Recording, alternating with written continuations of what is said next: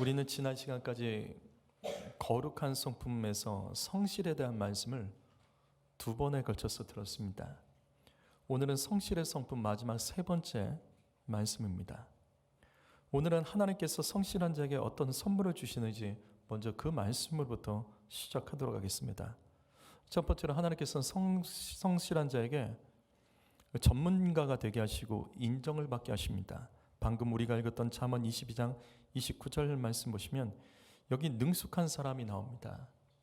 이 능숙한 사람은 예전에 우리가 가지고 있는 개역 성경에서는 근실한 사람이라고 번역되어 있었습니다. 다시 말해서 이 능숙한 사람은 성실한 사람을 뜻합니다. 히브리어로는 이게 신속하다, 준비되어 있다는 뜻입니다. 왜 능숙한데 신속하죠? 왜 능숙한데 신속하죠? 당연한 거죠. 능숙하니까 신속하죠. 미숙하면 신속할 수가 없죠. 능숙해지려면 성실하게 반복해야 됩니다. 반복하면 능숙해지고 전문가가 됩니다. 바로 이것입니다. 지금 이 말씀처럼 성실한 사람은 왕 앞에 서서 존귀하게 쓰임받습니다. 그러나 천한 사람은 왕 앞에 서지 못합니다. 그럼 여기 천한 사람은 어떤 사람을 말하는 것일까?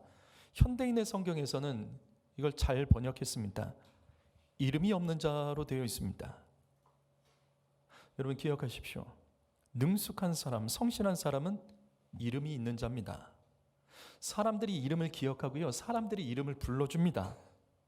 왜? 능숙한 사람, 성실한 사람들은 사람들에게 인정받기 때문에 사람들이 그를 알고 그를 높여줍니다. 여러분 바로 이것입니다. 성실함으로 인정받고 높아지기를 예수님의 이름으로 축복합니다. 하나님께서는 성실하게 준비된 사람을 반드시 사용하십니다. 그리고 그를 통해서 왕 앞에 서게 하시며 높임받게 하십니다. 그 모델이 다윗입니다.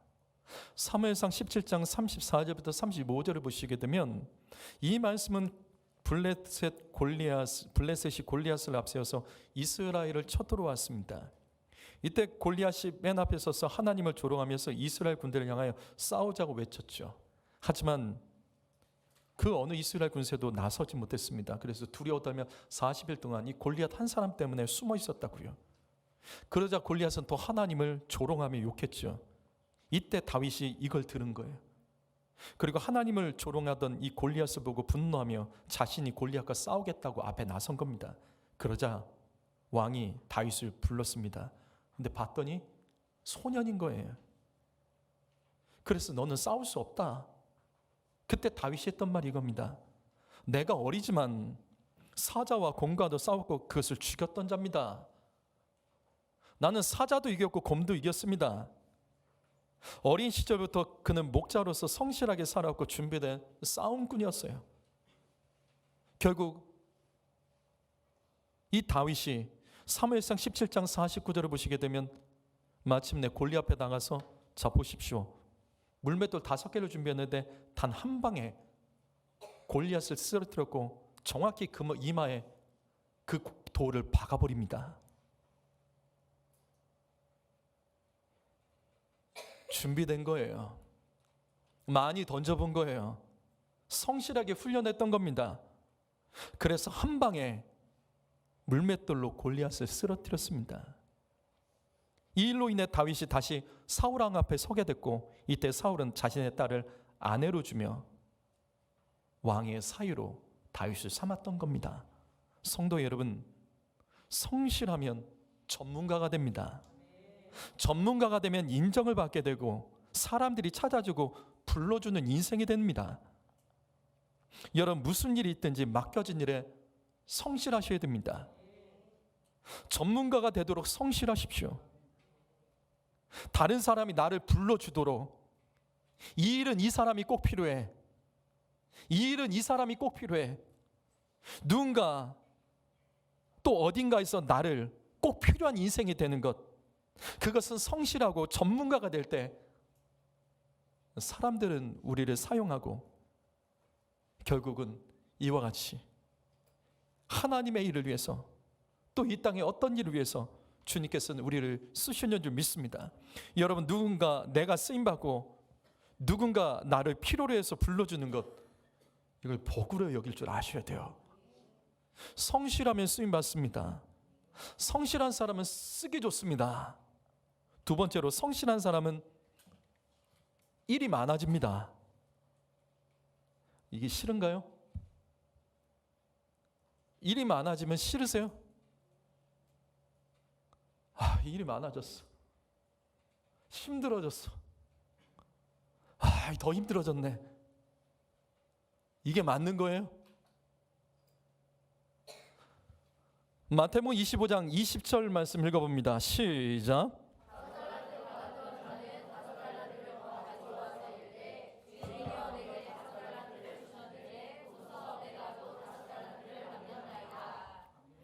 우리가 알고 있는 달란트 비유는 성경의 천국 비유로 나옵니다. 그런데 정확히 보면 성실함의 비유입니다. 주인이 종들에게 5달란트, 2달란트, 1달란트를 맡겼죠. 달란트를 맡긴 이유는 뭐죠? 달란트 맡긴 이유가 뭐예요? 이걸 알려면 달란트 받은 종들이 어떻게 했는지를 보면 알 수 있죠. 지금 이 말씀처럼 5달란트 받은 종이 5달란트만큼 일을 해서 5달란트를 더 벌어왔습니다. 여러분, 달란트는 단순히 재능 아니에요. 특별한 은사 그런 게 아닙니다. 달란트는요, 일하라고 주신 겁니다. 하나님께서 여러분에게 주신 달란트, 특별한 재능은 무엇입니까? 은사는 무엇입니까? 여러분, 달란트 때문에 교만해지지 마십시오. 주님이 주신 달란트를 가지고 이 땅에서 무엇을 먹을까, 무엇을 마실까, 무엇을 입을까, 이 일을 위해 사용하지 마십시오. 달란트는요, 주의 일하라고 주신 겁니다. 그래서 달란트에는 하나님의 사명이 있는 겁니다. 하나님의 나라를 세우고 교회를 세우고 주께 영광 돌리는 것이 달란트를 주신 이유예요. 달란트를 성실하게 써야 됩니다. 달란트가 많은 성도들은 더 일하십시오. 더 일하라고 하나님께서 주신 거라고요. 해야 할 일이 많고 맡겨진 일이 많은 것은 다행으로 여기십시오. 내게 그 달란트가 있기 때문입니다. 그것 때문에 교만하지 마시고, 그것 때문에 뻐기지 마시고, 그것 때문에 잘난 척하지 마시고, 쓰임받는 것을 당연하게 여기고 감사하게 여기셔야 됩니다. 그런데 문제는 1달란트 받은 자예요. 우리는 이 내용을 너무나도 잘 알아요. 마태복음 25장 25절을 보시게 되면 이 1달란트 받은 자는 이걸 쓰지 않습니다. 이것을 감추어 두었습니다. 1달란트 받은 자는 달란트를 가지고 성실하게 일하지 않고 감추어 두었습니다. 다시 반복합니다. 달란트를 주신 일은 성실하게 일하라고 주신 거예요. 열매 맺으라고 주신 겁니다. 하지만 달란트를 가지고 일하지 않으면 그러면 어떻게 될까? 우리는 이 내용을 다 알죠. 달란트는 일하라고 줬는데 그걸 일하지 않으면 어떻게 될까? 그 말씀이 바로 이겁니다. 주님께서 그 1달란트를 뺏어서 10달란트 가진 자, 즉 5달란트로 5달란트 불린 자에게 그걸 줍니다. 왜 줬죠? 왜 줬죠? 일하라고요. 일할 수 있는 자에게 더 주신 겁니다. 그런데 보세요. 2달란트 받은 자도 2달란트를 벌어서 4달란트가 됐어요. 그런데 이 주인은 5달란트 받은 자에게 1달란트를 줬습니다. 왜냐고요? 왜 5달란트 받은 자에게 줬을까? 2달란트 받은 자에게 주지. 아니면 반 나눠서 50%씩 5달란트 받은 자에게, 2달란트 받은 자에게 동일하게 열심히 일했으니까 나눠주시면 될 텐데 아니라고요. 주님은 꼭 집어서 5달란트 받은 자, 그래서 5달란트를 더 남긴 자에게 이 달란트를 줬던 거예요. 왜냐하면 이 사람은 이것을 더 크게 사용할 줄 아는 자이기 때문이에요. 더 감당할 수 있는 자에게 더 주신 겁니다. 그렇기 때문에 주님은 성실한 자에게 더 일하라고, 일하지 않는 1달란트 빼다서 5달란트 받은 자에게 줬던 겁니다. 성도 여러분, 바로 이것입니다. 성실한 사람은, 하나님께서 성실한 사람에게 주시는 복은 일이 더 많아집니다. 일이 더 많아진다고요. 성실하니까 일이 더 많아지는 거예요. 일이 많아진다는 것은 바로 더 많은 열매를 거둘 수 있다는 뜻입니다. 일 많다고 짜증내신 분 계십니까? 왜 나만 시키냐며? 왜 나만 시키냐며? 아니 지금 하는 것도 힘든데 왜 더 시키냐며? 아니요. 그거는 1달란트 받은 자의 마음이에요.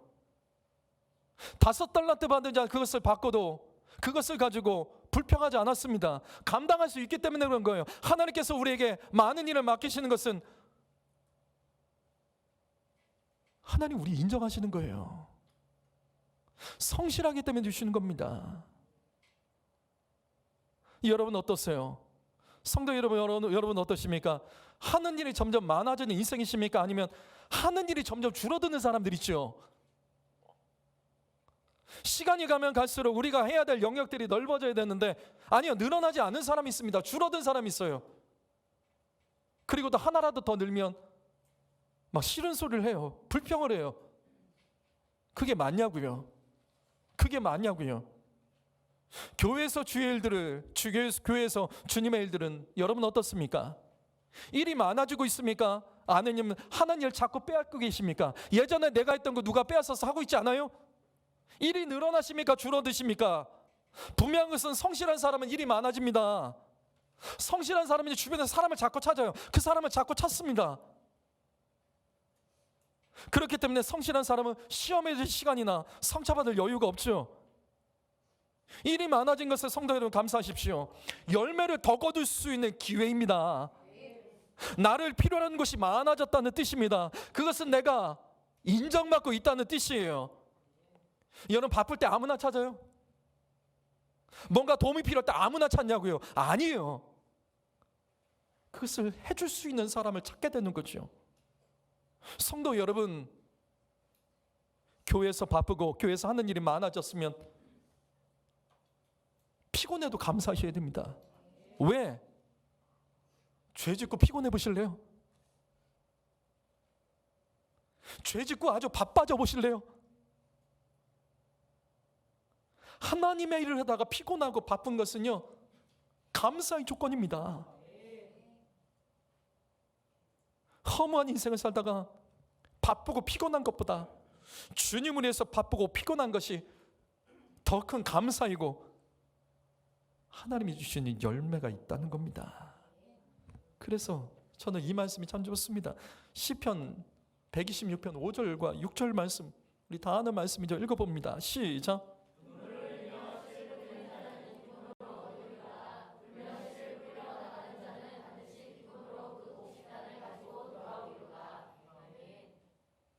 눈물 나면 씨 안 뿌릴 거예요? 억울해서 화가 나면 씨 안 뿌릴 거냐고요? 슬프고 우울하면 씨 안 뿌릴 겁니까? 그래도 뿌려야죠. 그래도 뿌려야죠. 그래야지 거둘 수 있는 거죠. 눈물 나도 씨 뿌리십시오. 울고 싶어도 성실하게 일하십시오. 억울하고 화가 나고 눈물이 나도 1달란트 받은 자처럼 되지 맙시다. 울어서 바뀌는 게 아닙니다. 결국 성실할 때 바뀌는 겁니다. 우리가 하나님 앞에 엎드려서 울며 죄를 회개해야 됩니다. 하지만 진정한 회개는 우는 게 아니잖아요. 진정한 회개는 뭐예요? 일하는 겁니다. 눈물을 흘리며 돌이켜서 내가 놓쳤던 말씀, 내가 불순종한 말씀, 거룩한 삶을 다시 살아가는 게 진정한 회개 아닙니까? 그냥 눈물을 흘리며 회개해요? 진짜 회개는 순종으로 내 삶을 바꾸는 겁니다. 다시 반복합니다. 눈물 나는 일이 있어도 성실하게 말씀에 순종하십시오. 죄에 대해서 성실했다면 이제는 거룩하게 해서 성실해야죠. 일이 많아져도 감사하세요. 더 열매를 거둘 기회입니다. 더 인정받을 기회로 여기며 감사할 줄 아셔야 됩니다. 일하고 싶어도 못하는 사람들이 있어요. 일하고 싶어도 불러주지 않는 사람들이 있습니다. 불러주지 않아요. 아무도 불러주지 않아. 써주지 않는 거예요. 내가 지금이나 당장 나 어디 가서 내가 일을 하고 싶어도 누가 불러줘야죠. 힘이 없으면, 때로는 나이가 들면, 감당할 수 없으면 누가 찾겠습니까? 성도 여러분, 일할 수 있을 때 일하셔야 돼요. 언젠가 내가 일하고 싶다고 말을 해도 안 시켜줄 때가 있어요. 이제 좀 쉬라고, 됐다고, 당신 말고 일할 사람 많으니까 좀 저리 가라고, 그럴 수 있다고요. 그런 날이 옵니다. 지금 내 삶에 주어진 삶에서 성실할 수 있는 기회가 있다면 그 감사하셔야 돼요. 성실은 배반하지 않습니다. 왜? 하나님은 성실하신 하나님이기 때문입니다. 세 번째로, 성실한 만큼 이 땅을 다스리는 권세를 받게 됩니다. 여기 잠언 12장 24절 말씀 읽어봅니다. 읽습니다. 시작.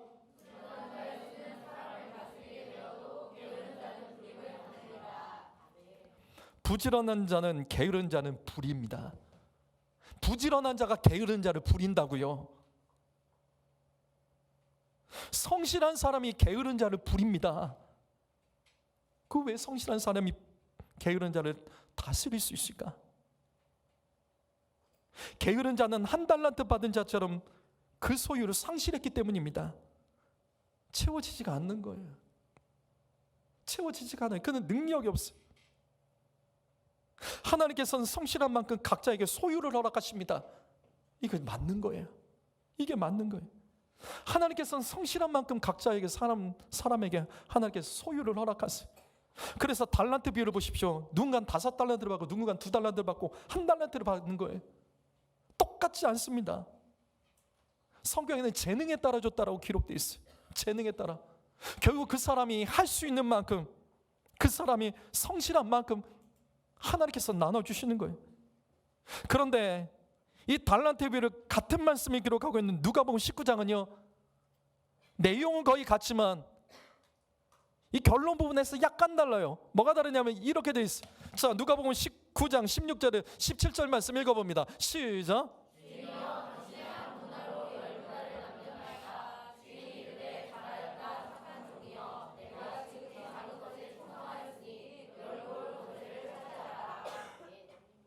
주님은 한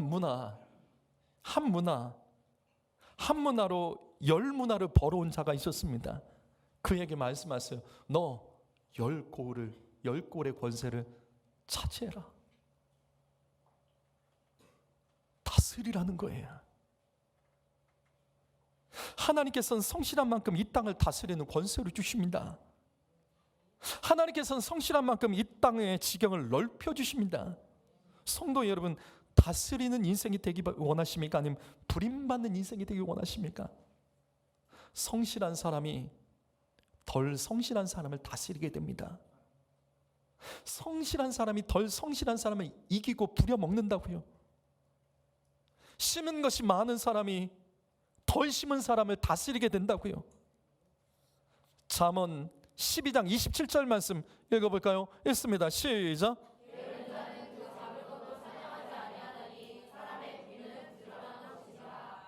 사람의 부귀는 부지런한 겁니다. 예수 믿는 사람은 부지런해야 돼요. 이건 뭐 더 이상 설명할 필요가 없어요. 부지런한 사람이 다스리는 권세를 차지하는 겁니다. 하나님께서는 부지런한 자에게 성실한 자를 높여주십니다. 성실한 사람은 겸손하기 때문에 하나님께서 부귀를 허락하십니다. 성도 여러분, 성실이 겸손입니다. 땀 흘리는 것이 겸손입니다. 수고하는 것이 겸손입니다. 그래서 하나님께서는 복을 주셔서 성실한 사람이 그 복을 빼앗기지 않는 거예요. 하지만 교만한 사람은 성실할 수 없죠. 교만한 사람이 성실할 수 있을까요? 교만한 사람이 이것저것 다 따지죠. 불평하죠. 감사하지 못하죠. 불평하고 감사하지 못한 사람이 성실할 수 있습니까? 그래서 게으른 자는 어떤 이유든지 잡을 것을 두고도 사냥을 하지 않는다는 거예요. 이 따지는 거예요. 불평하는 거예요. 계산하는 거예요. 입술이 부정적인 거예요. 생각이 부정적인 거예요. 안 잡아요. 안 잡아요. 게으른 자는 그 앞에 사냥감이 있는데도 안 잡는다고요. 부정적이라 그래요. 불평하고 따지는 게 많아서 그래요. 저게 작다, 뭐 살찜이 없다, 이걸로 뭘 잡냐, 이것저것 다 따지는 거예요. 그래서 게으른 자는 사냥을 하지 않습니다. 그러나 부지런한 자는 사냥을 해서 부귀를 얻는 겁니다. 성실하게 일하기 때문에 부귀를 얻는 겁니다. 사랑하는 성도 여러분, 여러분은 성실하십니까? 분명한 것은 성실한 사람은 긍정적입니다. 성실한 사람은 적극적입니다. 성실한 사람은요, 그 얼굴과 태도만 봐도 알아요. 성도 여러분, 부귀가 부지런한 자의 것임을 기억하며 이 땅에서 존귀해지기를 원한다면 태도를 바꿔야 돼요. 사람에게 대하는 태도, 하나님께 대하는 태도, 어떤 일이 맡겨졌을 때 그 태도, 절대 교만하면 안 됩니다. 교만하면 부정적입니다. 교만한 사람은 따집니다. 그래서 안 되는 거예요. 오늘 말씀 마무리합니다. 우리는 성실해져야 돼요. 그럼 어떻게 하면 성실해질 수 있죠? 우리는 어떻게 하면 성실해질 수 있죠? 우리 지난 시간에는 성실해질 수 있는 방법을 한 가지만 집중적으로 말씀드렸어요.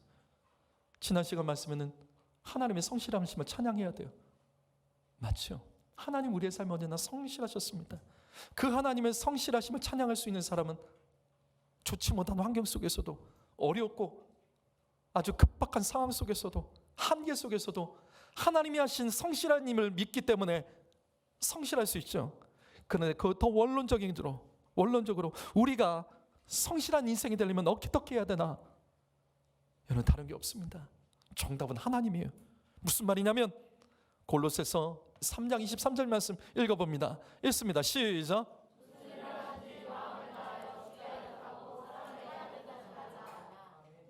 이게 정답이에요. 성실하려면 무슨 일을 하든지 하나님께 하듯 하십시오. 주의 일을 하듯이 하십시오. 이 일은 하나님의 일이야. 이 일은 하나님의 일이야. 이건 하나님 맡기신 일이야.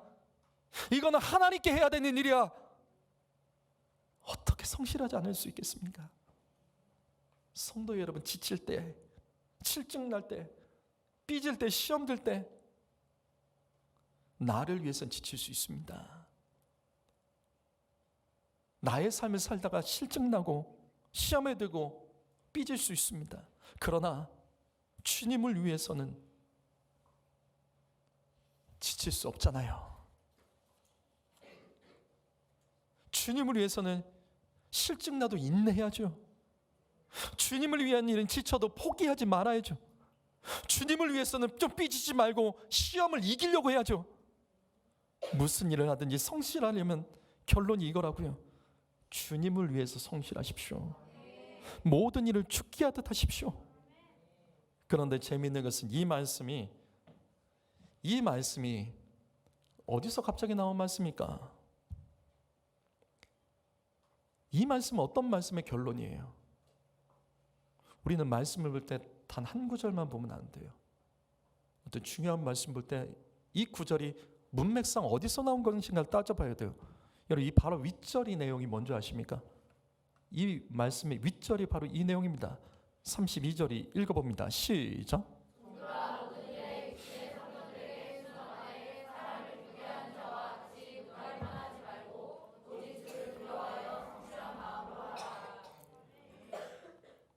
저는 이 말씀 아버지들, 그 다음에 청년들, 학생들에게 꼭 권면하고 싶습니다.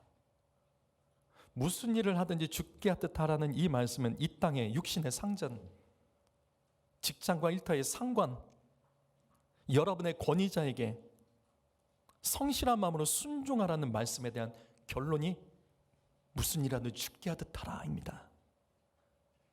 그를 주님으로 여기란 뜻이에요. 이 땅을 살면서 다른 사람과의 관계, 특별히 나보다 높은 권위에 가진 사람에 대한 태도, 이게 잘 안 되는 사람들이 있어요. 나보다 권위 높은 사람에 대해서 반감을 가진 사람들이 있어요. 뭔가 그냥 반감이 있는 사람들이 있어요.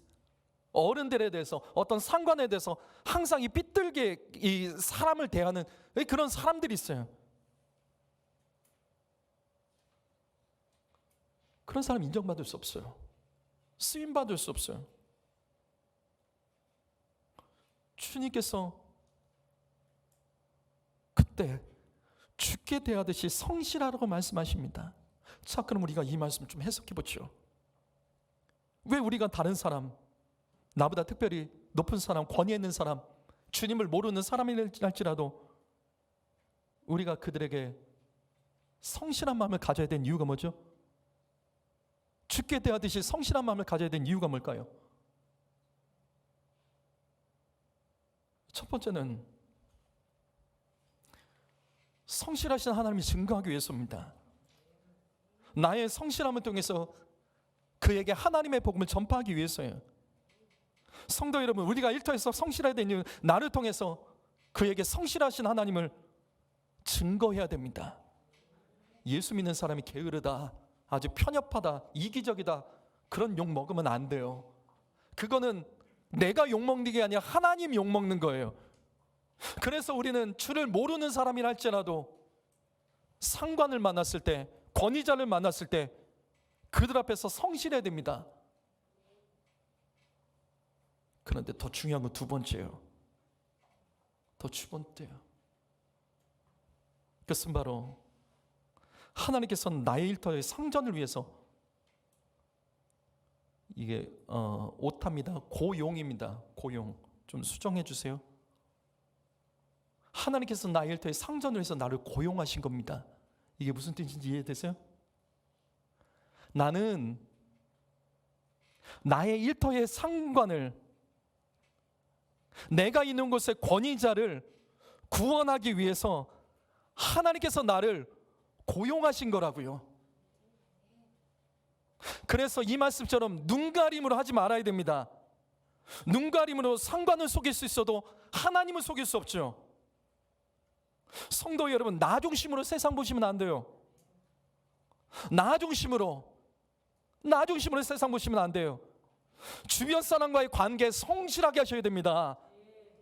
그래서 교회에서 우리가 인사하잖아. 인사 못한 애들 있어요. 이게 안 되는 거예요. 안 되는 거예요.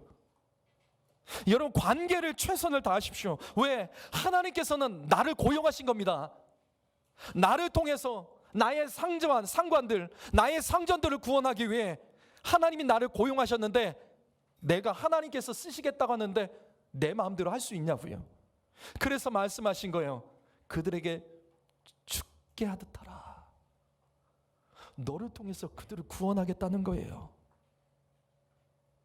성도 여러분, 여러분은 하나님께서 누구를 구원하기 위해서 여러분의 삶의 현장에서 여러분을 고용하셨습니까? 다시요, 내 중심으로 세상을 보시면 안 돼요. 나는 도구입니다. 나는 하나님의 뜻을 이루는 도구입니다. 어디를 가든지 성실하십시오. 예수 믿는 사람이 성실하지 못하면 그럼 하나님 욕먹이는 거예요.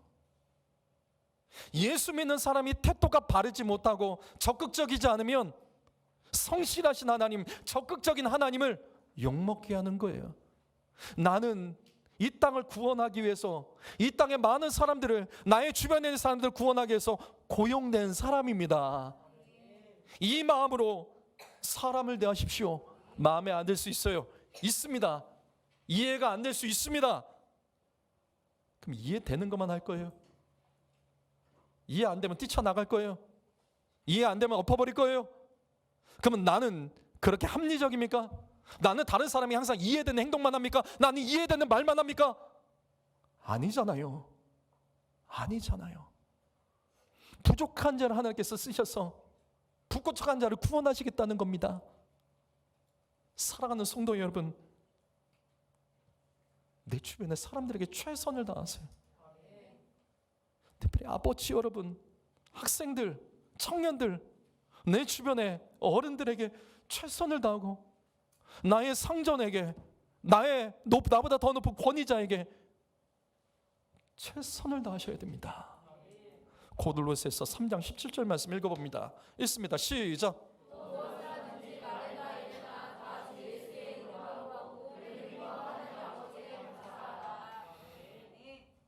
무슨 일을 하든지 우리가 성실해야 되는 이유는 하나님께서 그 일을 위해서 나를 고용하셨기 때문입니다. 고용하신 하나님의 뜻대로 이 땅에서 성실하셔야 됩니다. 주 예수의 이름을 하고, 예수님은 성실하셨습니다. 예수님은 성실하셨다고요. 요령 부리지 않았습니다. 마음에 맞지 않는다고 뒤엎지 않으셨어요. 나 열받게 한다고 십자가에서 뛰어내리지 않으셨습니다.